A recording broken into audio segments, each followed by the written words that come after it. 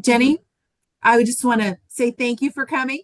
And we're so glad to have you here after a long, what did we decide? 9-month wait? Yeah. Like Okay. having a And baby. yep. And we're, it is really. We're recording. We had a lot of people sign up and they'll be happy to look at the recording if they're unable to get on today. So it is really stormy out there. So just get safe if you have to get safe. All right. Well, thank you for having me. I'm really excited. And as I prepared for this Trainers Connection, I had to keep telling myself, remember, this is conversations. Remember, this is an information, and this is not the full blown training. And I keep going back to those FET ways and trying to make sure that I hit all the things. And I'm like, slow down, just do the thing. Um, so today I am here to share with you some information around growth mindset. And so I want to make sure everybody can see my screen at this point. Is that correct? Yes. I Great. can see it. Perfect. Perfect. So this is just an introduction to the power of yet, and we'll get a little deeper with that and talk a little bit more about that. But first, I want to share. Maybe my computer is moving really slow today, and maybe it's the weather, or maybe see it does it, and then it goes slow, freezing up. There we go. Okay, we're back. So um, my name is Jenny Tyra, and I am an educator, and I am a level 4 trainer in the state of Kentucky. As an educator, I choose educator because I have been in a multitude of roles when it comes to education, um, anywhere from birth to adults. And so I am a licensed elementary teacher in the state of Indiana. I have worked in early Head Start programs. I have taught elementary. I've worked in programming outside of schools, but within schools with high schoolers, and also done some training um, with the early Head Start realm. So I consider myself an educator, and as an educator, I began my journey um, early on. Worked in a child care center, but even before that, I was the local babysitter. So in my town, I was kind of the go-to person in my church and in all the places. I was raised in the 80s, a long time ago, and so during that time, I was raised as a child with the mindset of um, if you don't have it, you probably don't have it. If you're not good at it, you're probably not good at it. If you aren't good at math, then you're just not. If you are a yellow bird in the reading groups, I don't know if any of you had bird groups, but as a young child, I was the yellow birds, and I knew that that meant I wasn't the top group. I didn't know exactly where I fit, but I knew I wasn't the top group, and I knew that because when I saw the top group go read, they were the ones who read out loud in class beautifully. They were the ones who knew all the things. And so I kind of had this mindset embedded in me that if I wasn't good at it, I probably wasn't going to be good at it. Grew up with an older sister whom I loved dearly, but was an excellent athlete. She could pick up any sport, she could do any sport um, well. And it was something that she was very good at. And so I was never quite as good as she was. And so I thought, I'm just not good at it. And so moving forward, um, as a young adult, went into the workplace and learned the things that I was good at and learned the things that maybe I wasn't as good at, but it was okay because I had things that I was good at. into teaching, and first couple of years in my teaching career, I was introduced to Dr. Becky Bailey with Conscious Discipline. This flipped the script for me. It changed the way that I was able to see things, and it changed how I looked at what I was doing with my students. It changed what I was doing in my life and with people. And this was kind of the beginning of my growth mindset journey. Dr. Bailey, if you're not familiar, should look up some of the great things that Conscious Discipline has to offer, and the way of thinking that she offers, and the practice. From there, I implemented Conscious Discipline in my classroom. I implemented Conscious Discipline within my life and with my own daughter, and learned that maybe I could grow in things, and maybe I could get better at things. Learned how to view the world a little bit differently, to look at intentions of others. And so from there, I moved school districts and moved over to Jefferson County. And in the school I was moving into, they were looking at growth mindset and using Dr. Carol Dweck's book, Mindset. And this gave me that next step in my journey with a growth mindset and the ability to change the way I thought. From there, started working in some outside programs, and learned about Angela Duckworth and her book Grit, and that persistence, and how with persistence we can change. And then most recently, just in preparing for this conversation, I read, or when I read, I listen. So I listened to Dr. Wendy Adams with Change Your Questions, Change Your Life. And so all of these things just come together for me to show the journey that I've been on with a growth mindset. I'm not perfect. I don't ever anticipate being perfect at this. We live in a world of so much coming at us that we have to work very hard to live and stay within that growth mindset. I know people who, every time I encounter them, they are in a growth mindset. And they do have that ability. It's not something that I am perfect at yet. Someday I hope I can be. But all that to say that a growth mindset and a change in the way that we view things can change the outcomes for ourselves, for the people around us, for the children that we work with every day, for the adults that we work with every day, and that we're trying to reach.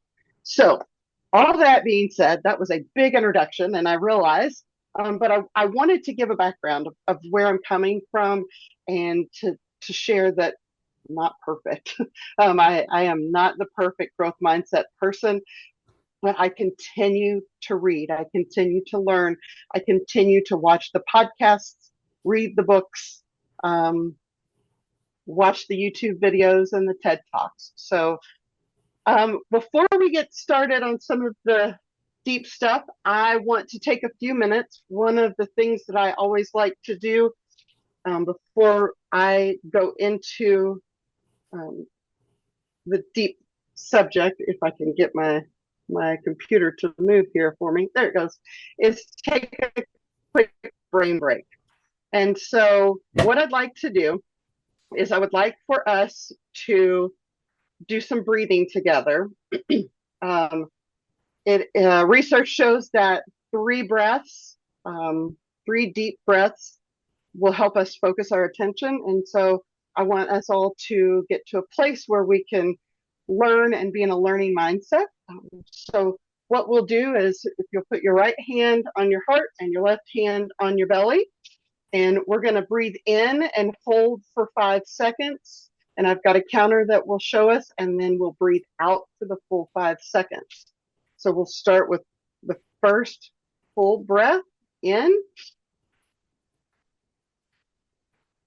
and out.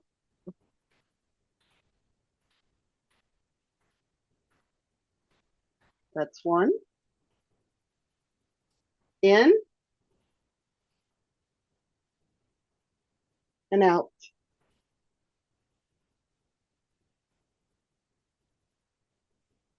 That's two. In and out.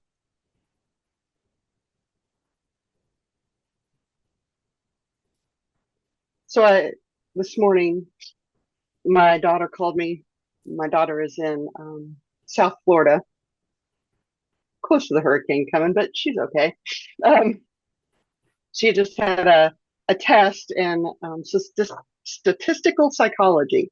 And she called and I could tell just something wasn't right. And she said, Mom, I knew the answer. I knew the answer and I couldn't do it. I knew the answer.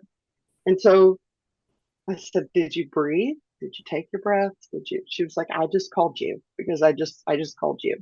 So my daughter is a hugger, and her friends at school are not huggers, and so she thrives on that, pulling that emotion from others, and so she just needed a virtual hug, and she does a 20-second hug, and she'll come home from school sometimes and say, I just need a 20-second hug, and just pulling that breathing from somewhere else and from someone else. And so I was like, oh, look, this plays right into where we're going today. So I just thought how fitting for where we're headed. So let's start with failures. So failure is important. Didn't learn that. I didn't know that. I didn't understand that. Failure was for losers when I was growing up, and the things that I've experienced. And so used this article with my high schoolers in the past about failure and famous failures. And so we're just going to take a look at this picture. Believe it or not, all the people in this picture have failed in some way. We'll start with the first one. This person here, anybody know who this is? Somebody speak up. Albert Einstein. Oh, this first one here. Okay, so we'll start here. Yeah, so Albert Einstein.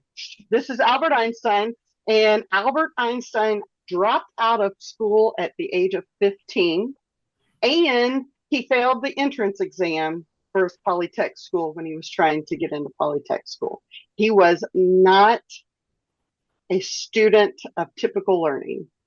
And so we know that Albert Einstein went on to invent lots of great things. And if you watch Sheldon, the law of relativity and all the great things. So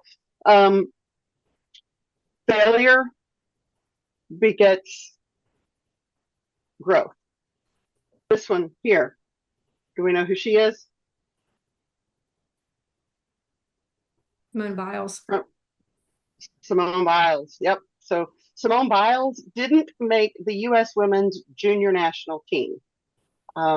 Simone Biles went on, and she is now considered the most decorated gymnast in the world.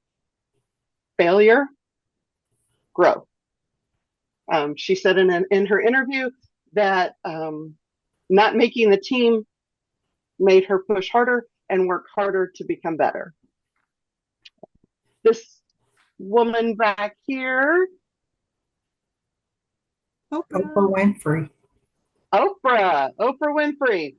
Oprah Winfrey, her first big budget film in 1998, amidst the height of her talk show, which was #1 in the charts, flopped at the box office. It was below the Chucky movie, one of the Chucky movies in 1998. So failure. What was it called? Hasn't stopped. I can't remember the name of it. It was so not good. I can't remember it. Yeah. So, but she went on and was in many box office shows and didn't stop her. She has a magazine. She still has shows. She's still one of the most famous women in talk show history. So, um, this guy down here in the front, anybody know who he is? Tyler Perry. Tyler Perry, that's right. So Tyler Perry, only 30 people showed up to his first play. Wow. So Tyler Perry has now has Medea featured in 10 films that have hit record box office. So 30 people showing up to a play could make you turn around and say, this isn't my thing. But he didn't stop. And then we're going to go to this guy back here in the back row. Who's this one? Michael Jackson. Jordan. Sorry, not Jackson. Michael Jordan. Yes. And I like to call him the GOAT. I know there's some Steph Curry fans and some LeBron James, Kobe fans. He's the GOAT to me. Michael Jordan played junior varsity basketball his sophomore year in high school. He was 5'10", and the coach just didn't think he had the height to be able to do the thing. He's the GOAT. So enough said there. Practice, determination, grit, persistence. Some other failures. Martin Luther King Jr. got a C in public speaking in high school. That's crazy to me. J.K. Rowling was turned down by 12 publishers for the book Harry Potter. I bet they regret that. Steven Spielberg was rejected for film school 3 different times. Beyonce Knowles and her group called Girls Time lost on the show Star Search.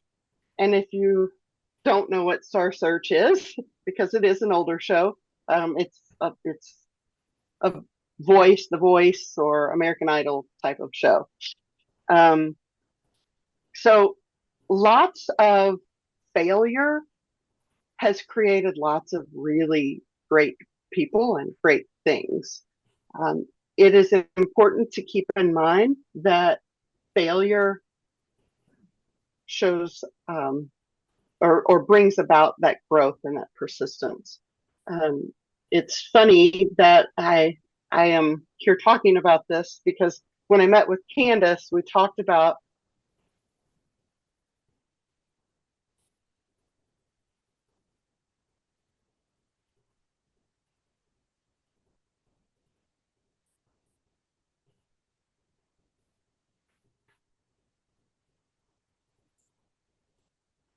I have a presentation, but I won't be using any of those extra tools for participation.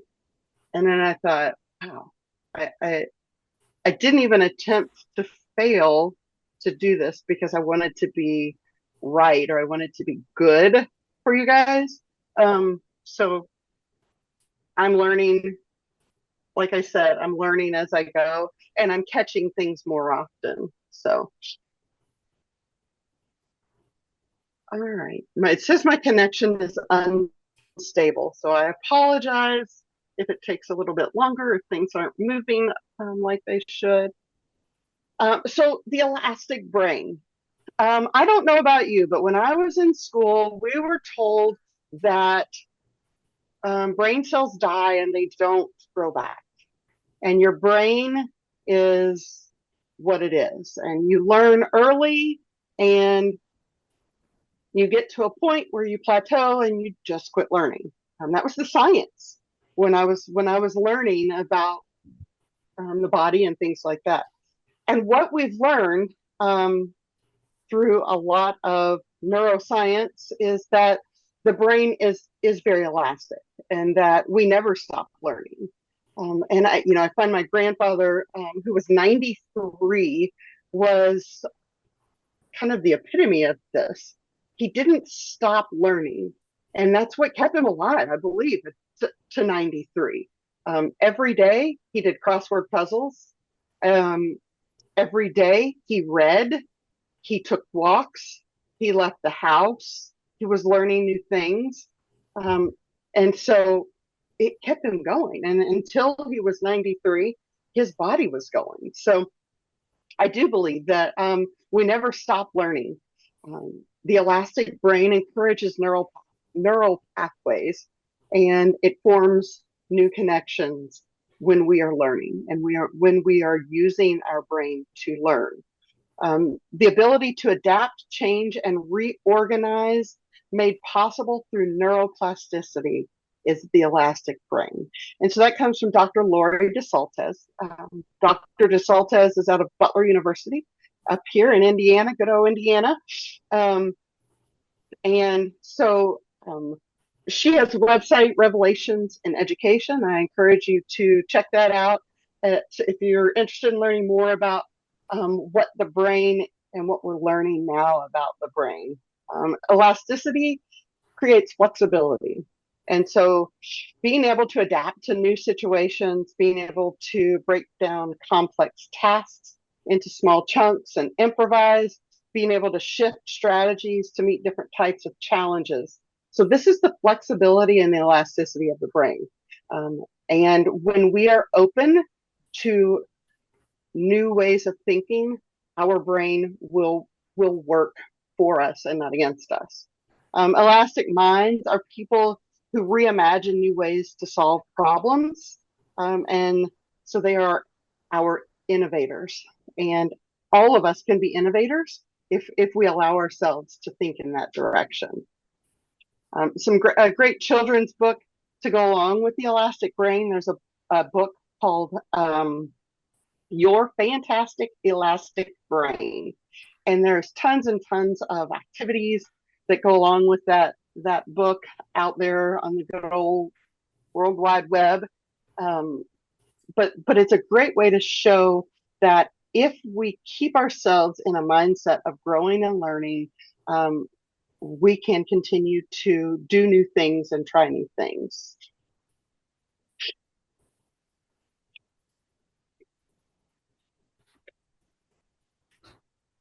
So our mindset affects how we set expectations.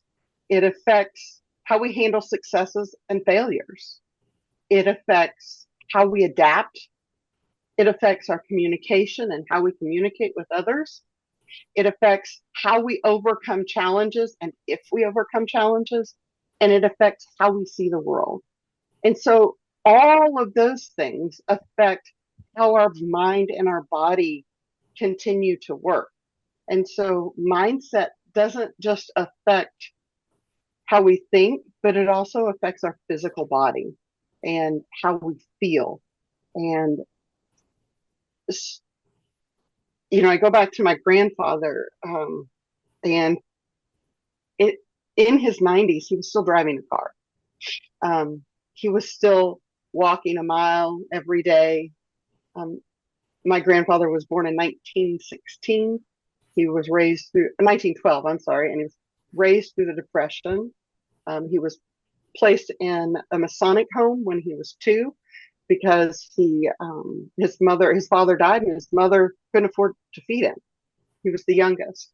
She eventually was able to come and get him, and he was raised. But so he wasn't raised in the greatest part of the times and with all these things handed to him.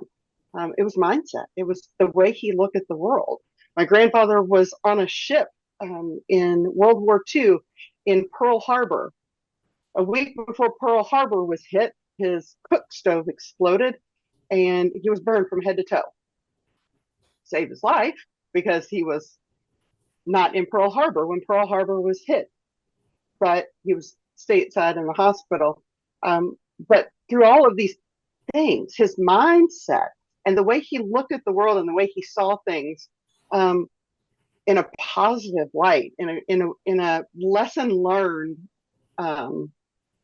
it's just amazing to me. And so I constantly, he kind of comes to mind every time I think of some of these different things. He had a body of a 60-year-old when he was 90. His doctors constantly said, Robert, I don't know how you do this. I don't know how you keep going. But so it's the way that we think of things and the way that we look at things that affects all of these pieces. So we're going to look at the two types of mindsets. And so we have a growth versus a fixed mindset. And over here on the left, we have a growth mindset. And over here on the left, on the right, we have a fixed mindset.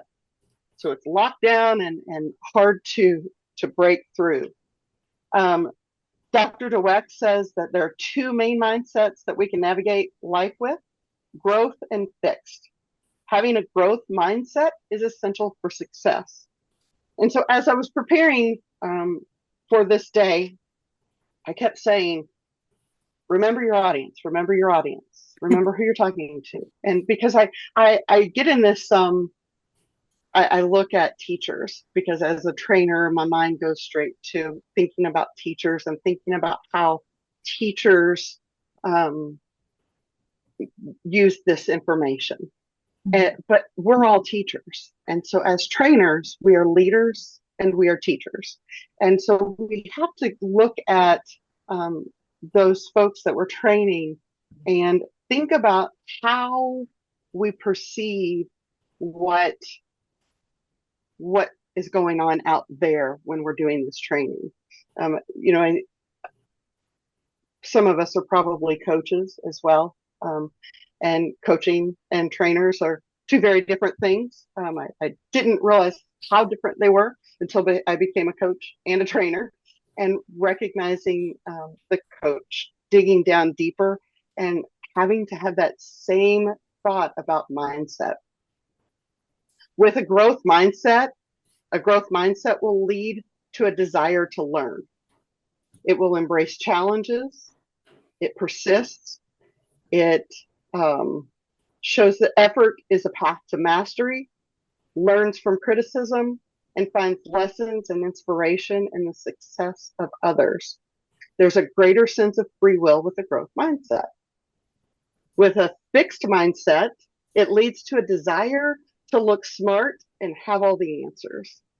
And so I'm going to share a little bit the book that I just shared with you, that I've just read, Change Your Questions, Change Your Life. Jenny, Really? Yes. can I ask you a question? Yes. I Sure. love this slide that you have there right now, Mhm. the one with the growing brain and the locked up brain. Is Uh-huh. there a way we can get a picture of that, or like, for me, I just want that slide. Absolutely. Um, Absolutely. So I was going to make it into a PDF and share it with you anyway. okay, I'll just download it as a PDF and send it to you. okay, because I really like that, and I think, when we look at our evaluations as trainers, when we get our evaluations back, it really tells us what kind of mindset we're in when we read Yes. the people's comments about what we just presented, Right. because that's, And we often are thinking, I know for me, when I get finished training, I'm on a high. Like, I'm like, yes, like, I don't have any idea really what they got from it. I'm on a high and I'm like, that was great. I gave so uh-huh, much great information. And then sometimes I start to read those and it just starts chopping my legs off. And I'm like, oh my gosh, I put all this effort. But like you said, if I come at it with this fixed mindset that they're just coming at me, or they're trying to, they're mad at me, or they didn't like me, or I'm not the answer person. mhm, I have to come through it as I'm the learner, and I'm learning. Okay, maybe they didn't get it. Maybe they didn't understand what I was trying. So absolutely, that's right. a great thought with when we're going through those evaluations of our training. And when we're But thinking, terrified, when we're starting, like, as we're yes, preparing, if we have that growth mindset when we're preparing a new training, it's much easier to do it knowing we're probably not going to be great all the way through it. But that's right, okay. right, But that's okay. right. And we can't be perfect. We cannot. I don't know about the rest of you, but as a trainer, I often have this mindset that I have to know all the answers. I have to know everything. I'm being put up here on this stage or whatever to share this information. And I better know all the things about it, or I'm not going to be a good trainer. And that's not it. I have to be able to be open to learn as I'm learning more about this topic to be able to share. And I have to be okay with sometimes I don't know. Sometimes I'm sharing things that people already know. And that's okay too. If, you know, but thinking about the questions I ask myself or the self-talk that I have, if I change it to positive, we can come through this at the end and we make changes. I've made lots of changes since I gave the presentation that you and Julie share or came to see. It was really focused more on conscious discipline with some growth mindset in it, and so I've done lots of reading since then and learned new things to share even since then. So absolutely, this this is so important to what we do as trainers. But that fixed mindset leads to, again, trying to look smart. And it's not really about trying to look smart. I've come to, I just want to share the information that I have. And I Yeah. just want you to know what I know. I even shared that I was avoiding challenges when I set up to do this because I didn't challenge myself to make something a little more interactive. I just said, okay, I'm going to do what I know. I, I put myself in that position. Gives up easily. Effort is fruitless. Ignores useful negative feedback. That one right there. That's the one. Thinking about that negative feedback that we get from the people who are in our audience should be a place for us to learn something and Not to just grow from that. trying to justify every negative comment. Well, they this or well, they that possibly they could have a thread of truth in their comment a little bit. Right, exactly. And then that feeling threatened by the success of others. I lived with this for so long before I started this growth mindset journey, and I catch myself going there. I look at and it, we're not the richest people. We don't make the most money in the world. I have a sister who didn't go to college and probably makes three times what I make, and I got her job, but she started doing this career. There was a lot of threat for me as the older sister who got her this career that she's buying a Mercedes and I'm driving my Kia, and I love my Kia. Don't get me wrong, but that threat of her being successful, and I had to really change the way I looked at things and recognize that I chose this world and I love this world. And so I'm learning more every day and I'm happy in this world and with what I'm doing. And so that mindset shift to I'm doing what I love. Yeah, I think I don't maybe make the most money. the growth mindset really doesn't allow you to have comparison. Like Right. if you're in that locked mindset, you're comparing and you're feeling threatened. But if you're in the real true growth mindset, you're not comparing yourself other than saying that person's so awesome, I can maybe learn from them. Right. And we're looking at what can I learn? What can I learn? So in that fixed mindset, we often see people plateau early. So they do real well, but then it's a stop. They aren't achieving to their full potential, and they may be achieving a lot, but still not to their full potential because they get stuck. They start that comparing. They don't look at that negative feedback as ways to grow and learn. So in when we look at a fixed mindset, it's also called a judger mindset. And so in the book, Change Your Questions, Change Your Life, Dr. Adams calls this the judger. And it's the I can't, I don't know, I'm not good at, this is boring, I wasn't born for whatever, it's too hard, it's a waste of time. These sayings, these phrases are very fixed and saying that we can't do something or we're not able to do something. But there's a word that can change this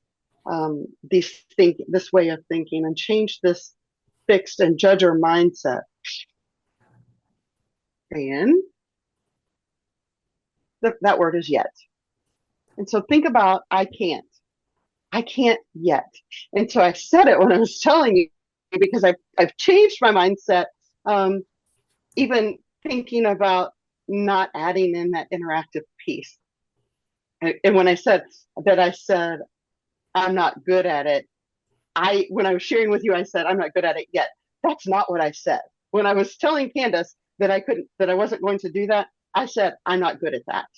And so when I change that to I'm not good at it yet, it changes the way I see it.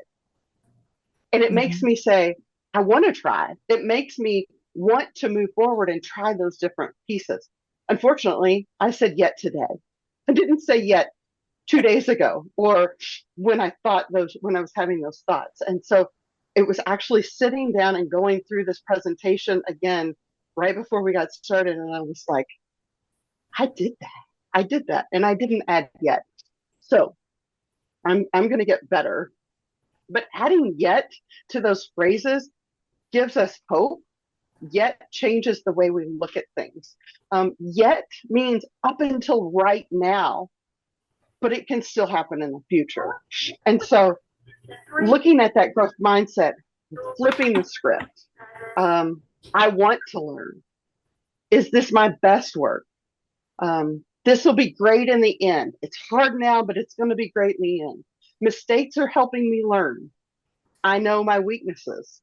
Recognizing my weaknesses, that's a growth mindset. Saying that I have weaknesses and recognizing them and then changing them. And then I wonder how they did that.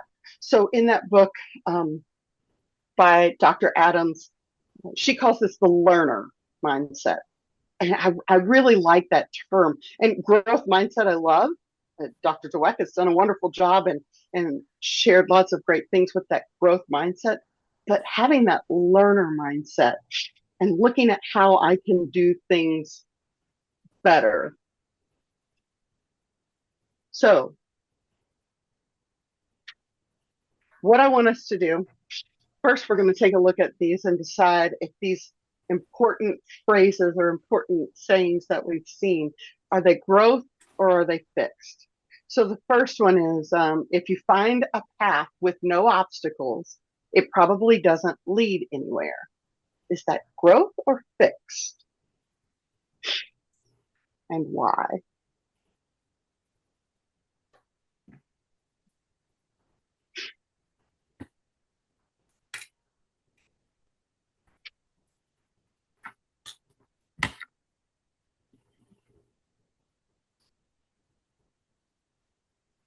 Okay, let's see. We have some people are saying fixed, Amy, or sorry, Jenny, and some are saying growth because overcoming obstacles is part of growing. All have obstacles. Other people are saying fixed. So you're mixed on this one. Oh, okay. So Da-da-da. if you find a path with no obstacles, it probably doesn't lead anywhere. So those obstacles, overcoming obstacles is a growth mindset. And so if you don't have obstacles, that path is probably too easy. You're probably not growing from that path that you're on. So I would call this a growth mindset. But I'm interested to hear that fixed mindset. Does anybody want to share why? Has anybody shared what their thinking was? They just said fixed, but I know who you are. So if you said fixed, come on and talk to us. Okay, so because of the last part, it doesn't lead anywhere. It's defeated. It's like a defeated Oh. disposition. That's what she said. Okay. All I right. can see that. I can see that. Yeah, for sure. And then one more said, I said fixed because there's nothing to do. Okay. Yeah, I Yeah. can see that too. Yeah. Yeah, I can see that too. There's What about, is there another one? no, then there's just consensus that they could see it both ways. Yeah. Okay. Yeah. Do not be afraid of failure, but learn from it. I think most people agree that's a growth one. That's a growth. I think Growing so because too. failure is also part of growing and learning. Yes. So fear, this one brought me to the idea of fear, and my favorite Disney movie is Inside Out. So shout out to Disney here. But Inside Out 2, and looking at how fear is also a good emotion to have. We've been given fear for a reason. And so I love the idea that fear helps us grow, and it also tells us, hey, look out, that bear's going to eat you. So we were born with fear because we need to know when we are in danger. But it's what we do with that fear that makes a difference. So we could live in that fear. There's a song by Kelly Clarkson, because of you, I never strayed too far from the sidewalk. And that kind of gives me that idea of being afraid of everything and sitting, walking down the sidewalk, and I'm constant, I don't want to veer off too far because a car's going to hit me, or if I get in the grass, who knows what could happen. And so thinking about how fear can also overtake. So, but fear is good. We have to have fear, and we have to be afraid, but not so afraid that we're afraid to fail. And we're afraid to learn from those failures. No matter what your ability is, effort is what ignites that ability and turns it into accomplishment. Well, that does seem fixed. Some people are like, that seems a little fixed. Yeah, it is. I think it's moreover, fixed. Yeah. When you look at, you can't teach an old dog new tricks, and I think about this, because I can't tell you how many times I've heard the saying in my life, and what that saying is, our brain is not elastic, but we know that it is. We know that there's flexibility and that neuroplasticity, and so regardless of age, we might get set in our ways. But we don't have to be really, really smart to change. We just have to know that we need to change. And maybe that makes us smart. I think it's that but fear that goes into it too, Jenny, because like look at the technology and all the technology things that are happening, and we, are we going to have the growth mindset with that or not? Are we going to be fixed? Are we not going to try to learn it? Yeah, absolutely. And it's funny. That was one of the things as a kid, I embraced it, wanted this technology so bad all the time. And again, 80s.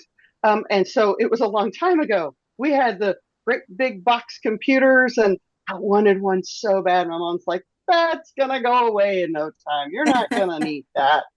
Now my mom is the user of all technology as well in her 70s. But I tell people all the time, yes, kids have a phone. They're going to use it. My daughter just said this morning, talking about being able to find formulas for different types of math equations. And she's like, why should I memorize that? I can pull my phone out of my pocket and find that in 2 seconds. I can find that formula. I need to know how to apply it. I'm like, you're absolutely right, kid. You're absolutely right. But when I was a kid, my teachers told me we wouldn't walk around with a calculator in our pockets either.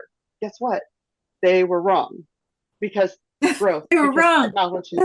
That's right. We do have calculators in our pockets. You're right. Absolutely do. I don't need to know those basic. We do. I'm not saying that at all. We need to know Jenny, those facts, but we're learning right now. AI is, the big thing, and everyone, as we go through the trainings that we do, we have to understand. Teachers, they have to understand that they have to grow with that, or their students are going to be blowing past them using AI to do everything. So they better keep up. Yeah.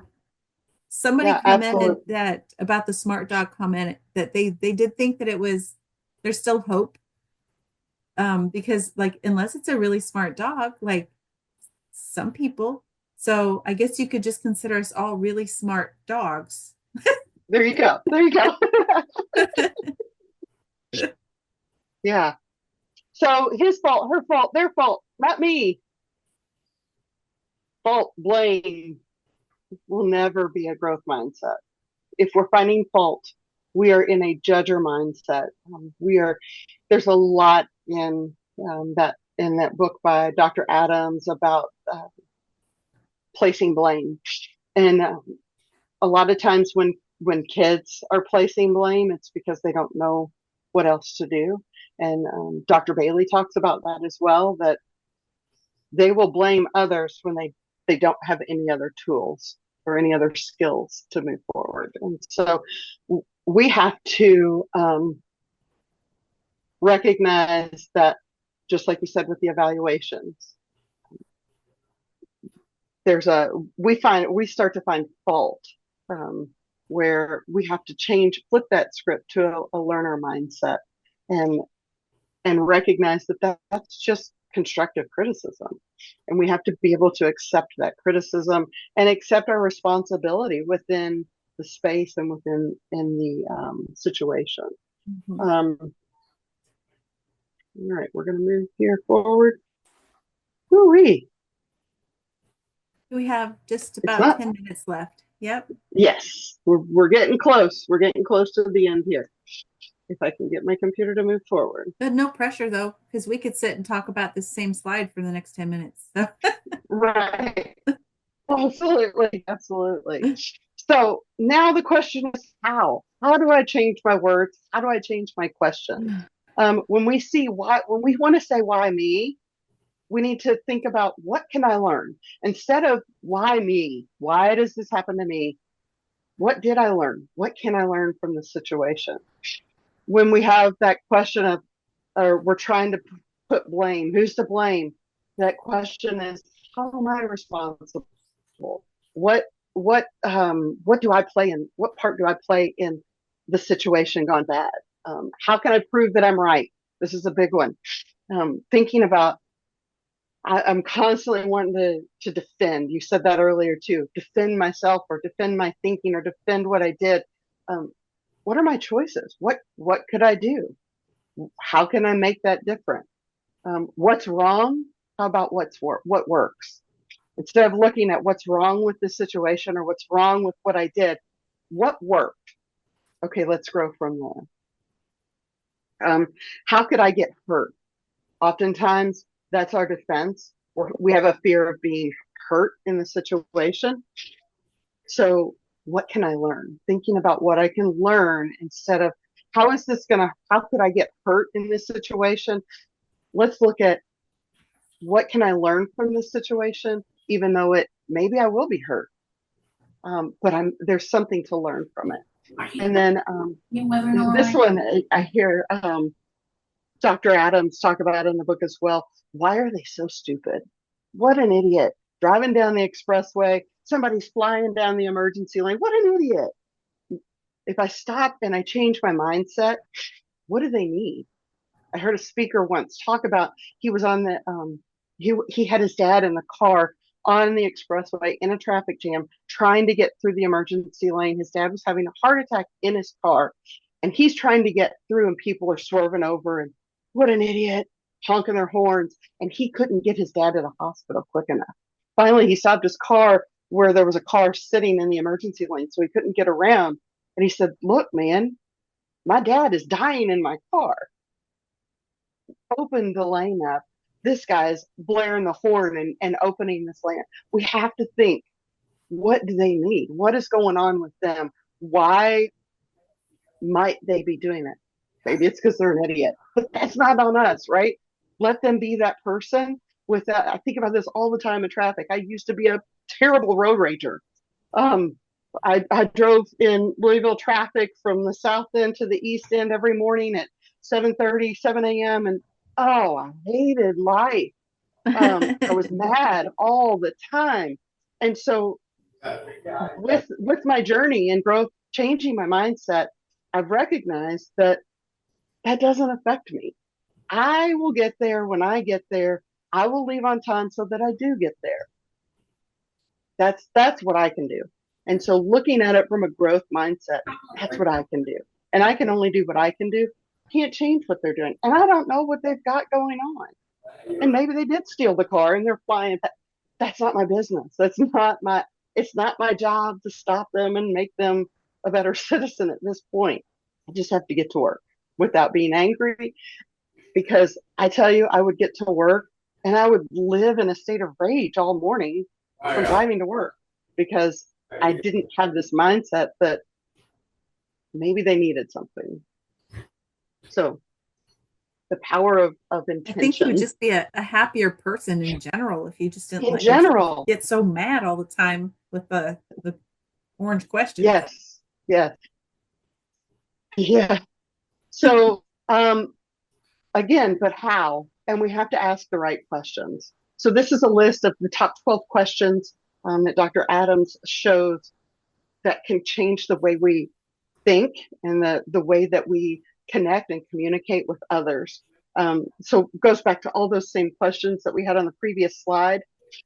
Inquiryinstitute.com is where this information came from. There's lots of great information there. But I'm going to keep moving. And again, I'll share this. And Candace, I don't know if you guys can share the document with Sure. others, I can but share. that would be fine. So this is the choice map. And we have choices from moment to moment. And so we choose moment to moment how we react and how we act within situations.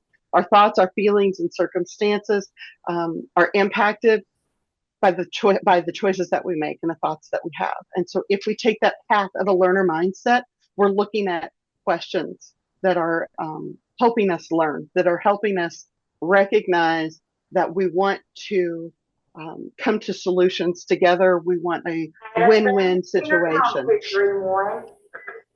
If we take that judger mindset path, we're thinking on that mindset of whose fault is it?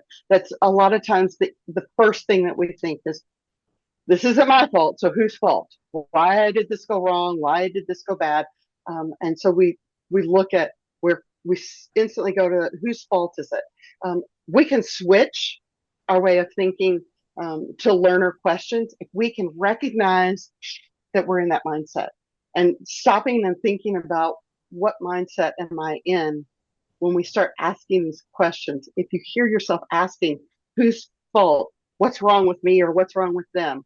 Why am I such a failure? Why are they so stupid? Why should I even bother to do this?